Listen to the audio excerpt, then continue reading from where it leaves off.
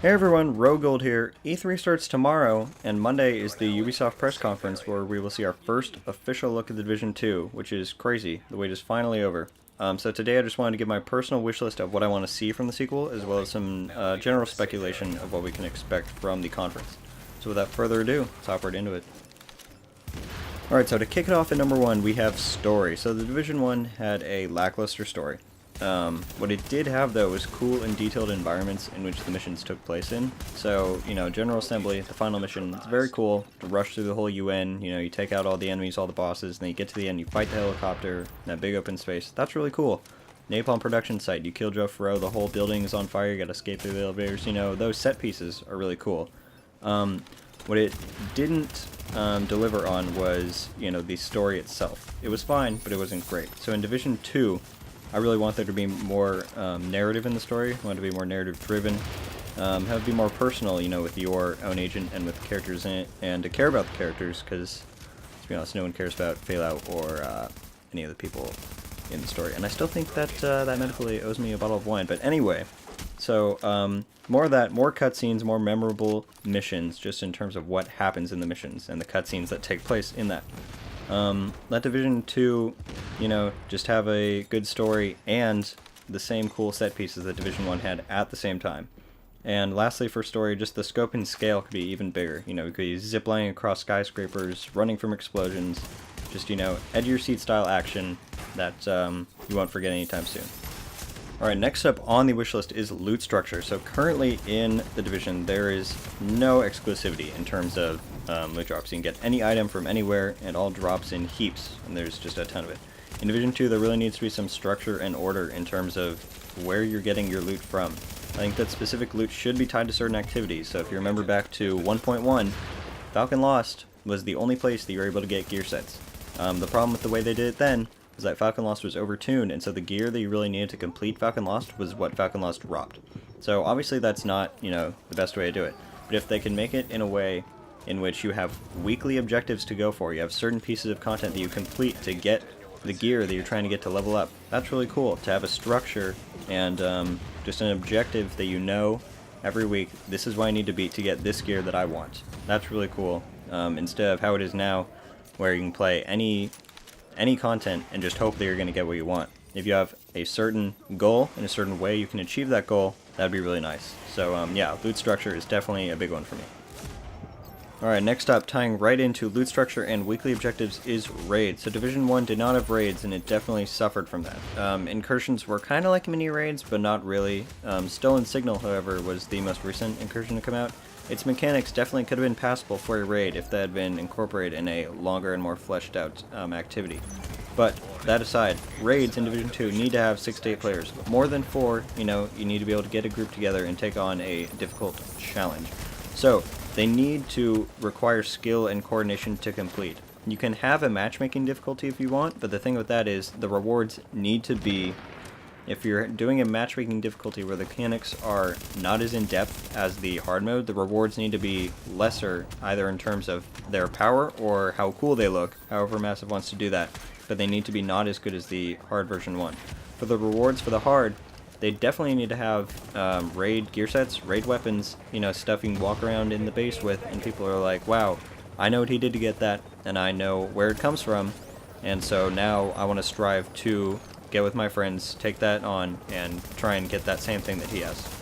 Raids also need to have, really rare drops. If you have an exotic, for example, that only drops from the raid, has a really low drop chance, there's an incentive, even after you get the gear sets, to do it week after week, to try to get that one thing that you really, really want. So raids can really be true endgame content for the Division 2 that can keep people coming back and playing for a long time. So it's definitely a must for the Division 2. Alright, so next up, my personal favorite, PvP. So PvP really just needs to retain its fun factor. They definitely need to have a DZ in the Division 2. If they try and take that away, it's definitely just going to take away some of the heart that Division 1 had, so that's a must, is to have the DZ. And also have PvP modes at launch.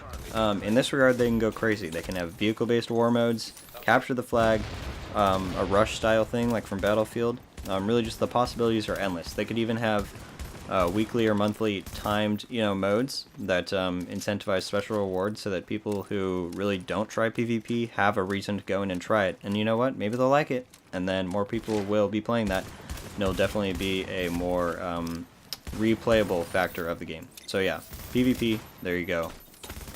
Alright, so next up is go back to old school, return Division to its roots. The E3 trailer for the original game back in, 2015? We definitely need some of that stuff. The smooth animations from when you're in cover from that trailer are amazing. Let's bring that into Division 2. The wristwatch menu, that would be awesome to bring that in instead of the one we have now. The cool loot acquisition when that guy opens the thing and it shows all the stats of the gun, that's really cool. So just all that kind of stuff, if they could bring that into Division 2, it would definitely just breathe some new life into it. Make teamwork more prominent. This is not really designed to be a solo player Candyland of a game. Solo players can obviously play it and enjoy it with lower difficulties, but at its core, it's meant to be a team-based shooter.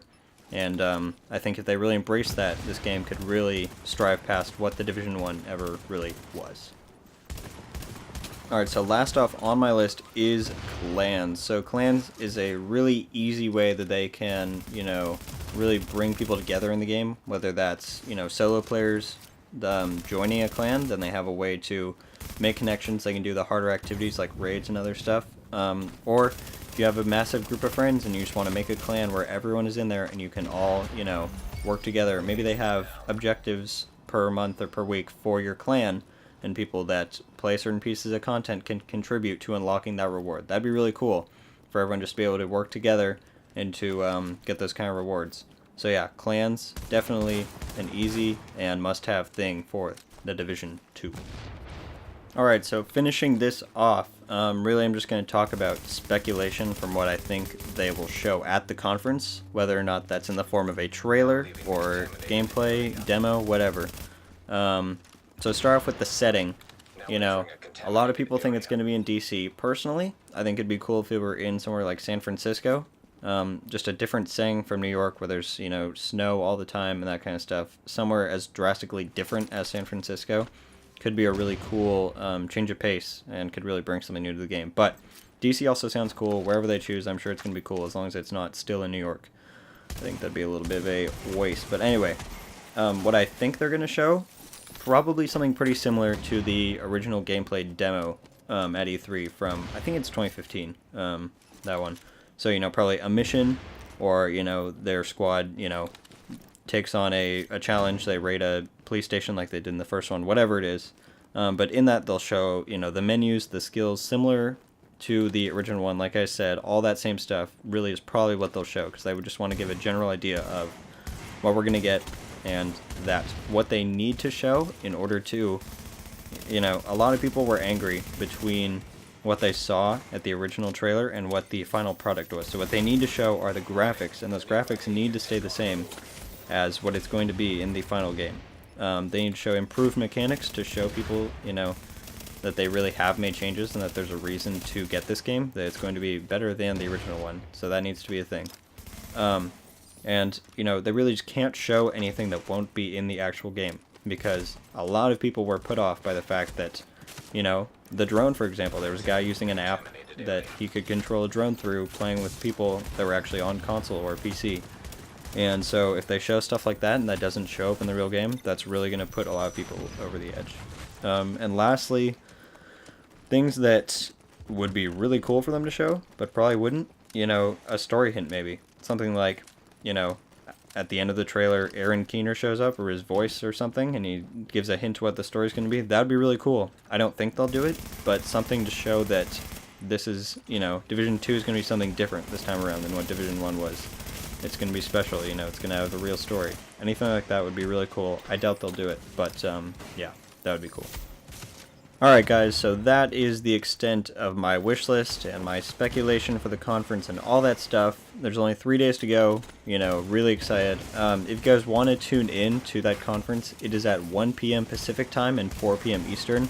It'll be live streamed on Twitch, YouTube, all that stuff. So if you want to tune into that, that's when it'll be.